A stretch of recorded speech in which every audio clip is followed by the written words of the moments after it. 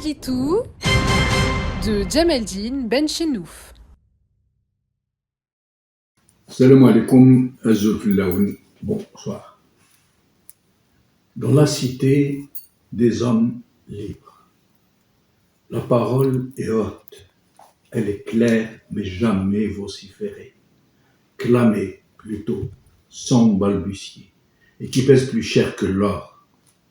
Dans la cité des hommes d'honneur, la parole est le socle de tous les drapeaux, de tous les hymnes, de tous les patriotismes, de toutes les professions de foi. Dans la cité des hommes libres, la parole se revendique du courage de dire, de la fierté d'être, du sens de l'honneur, de la solidarité des irréductibles, de la force que procure le sentiment d'être dans son droit, d'être dans un devoir sacré de justice. Voilà pourquoi, dans les peuples qui ne se sont pas laissés subjuguer par les voleurs du feu sacré, celui de la liberté chèrement acquise, ni qui ne se sont pas laissés corrompre par les plus pervers, les dirigeants et les représentants du peuple sont réellement ses honorables serviteurs. Voilà pourquoi tous les membres de la société sont soumis aux mêmes lois, qui sont au-dessus de tous.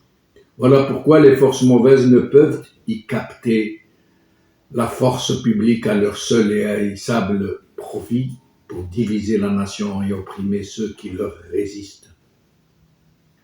Dans ce pays des hommes libres, règne toujours la justice, la solidarité, la dignité, le droit inaliénable de dire la vérité et de dénoncer l'injustice d'où qu'elle vienne.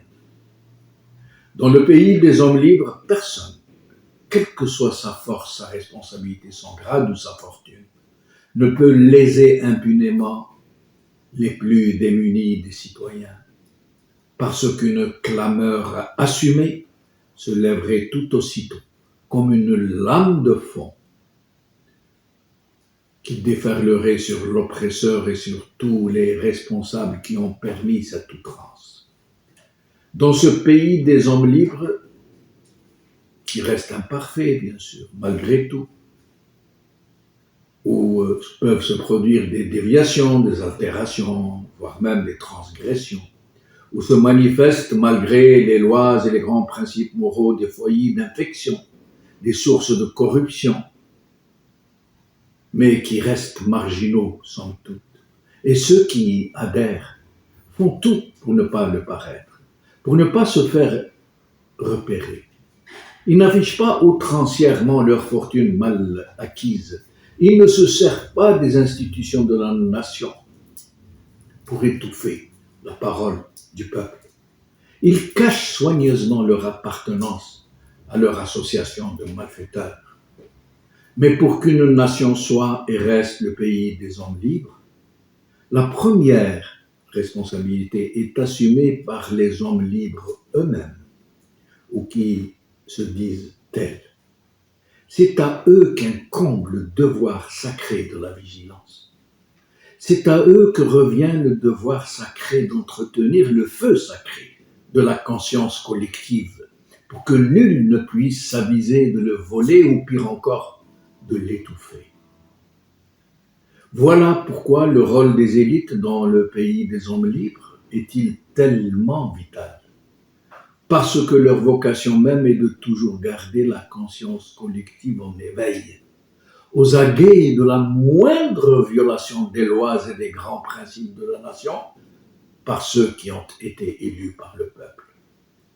Parce qu'elles savent, les élites, qu'il suffit de très peu, d'un premier et imperceptible glissement pour que l'effondrement se produise, qui viendrait saper les fondement premier de la démocratie, de l'honneur, de la dignité, du principe, des lois. C'est ainsi que commence à se normaliser dans les esprits la captation du pouvoir sur les hommes libres, par les plus retors, les plus malsains, les plus dévastateurs. Et c'est ainsi que se normalisent dans les mêmes esprits les pires turpitudes qui deviennent, dans l'entendement collectif, des vertus du système, l'arrivisme à tout prix, la captation des ressources nationales, l'instauration de lois sur mesure par des législateurs qui ne sont plus élus, mais le produit de la fraude et de la force brutale.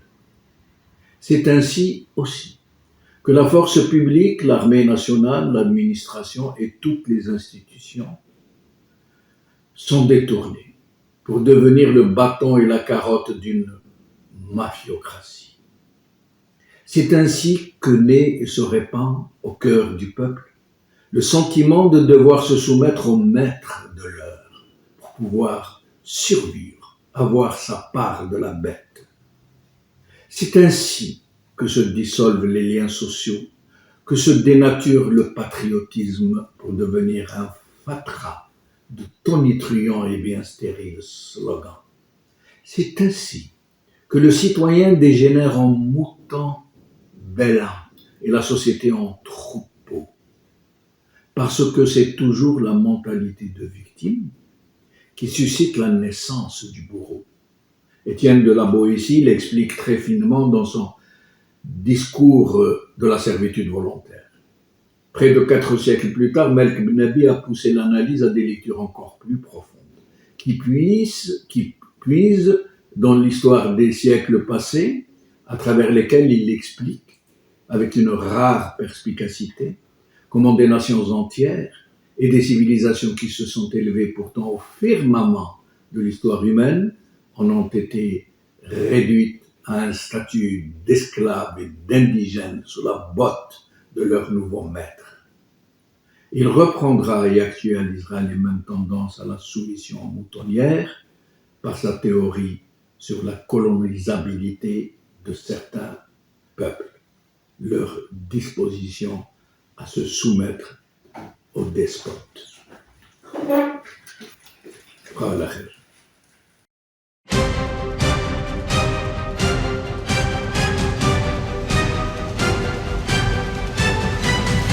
L'édito de Djemeldine Benchenouf.